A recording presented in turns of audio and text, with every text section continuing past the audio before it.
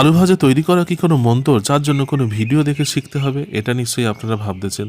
তবে না, এই আলু ভাজার টেস্টটা যা সুন্দর হবে যার জন্য ভিডিওটা দেখতেই হবে। এটা আমার মেজ পিসির কাছ দিয়ে শেখা। আলু ভাজাটা প্রথমে খোসা ছাড়িয়ে আলুগুলোকে লম্বা লম্বা করে কেটে নিতে হবে। গামলির মধ্যে ঝাবাট করে ফেলে দিয়ে জল দিয়ে ভালো করে চটকে চটকে ধুয়ে নিতে হবে। এখন ভালো করে কষলে কষলে ধুয়ে নিতে হবে। এরপরে গ্যাস জ্বালিয়ে কড়াটা ঝাবাট করে ফেলে দিয়ে এর মধ্যে কড়াটা গরম হয়ে গেলে 5 ফোড়ন আর দুটো শুকনো লঙ্কা দিয়ে দিলাম। দিয়ে একটুখানি নেড়ে চেড়ে নিয়ে আলুগুলো তুলে দিতে হবে।